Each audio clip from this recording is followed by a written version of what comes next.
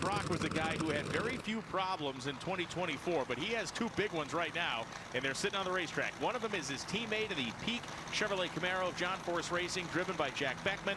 The other, of course, the Ford Motorcraft quick lane Mustang, that high-speed, furious Ford of Bob Tasca III. Yeah, and really for Tasca, I mean, they showed in Gainesville that you're going to have to deal with them this year. They tested very well.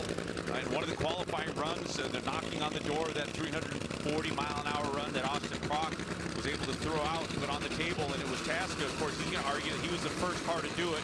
It wasn't at a national event, so they really weren't efficient conditions, but the numbers don't lie. The computer doesn't lie. They have a wheel speed sensor. This car was the first to exceed that 341 miles per hour. And of course, there's Austin Prock's teammate there, Jack Beckman. Bruno's got more on Bob Tasca.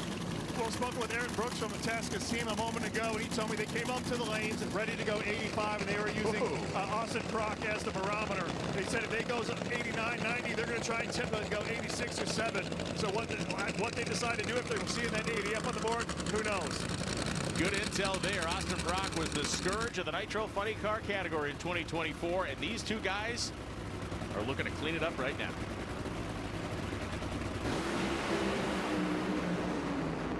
A great side-by-side of the stripe. 386.3 and 333 miles an hour for Bob Tasca III.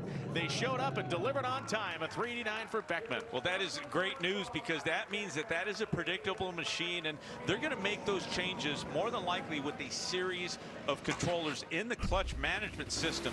The static is set based on how they set the engine up, the thickness of the head gasket in the pits. The blower pulleys are set, everything they had within that bell housing, the lockup weight, but they can adjust the time in where the clutch starts to apply, or the flows, the rate in which that clutch starts to squeeze that clutch pack, transmit the power to the rear tires, and it seemed to do everything exactly the way they wanted it to, 0.03 of a second quicker than that peak machine.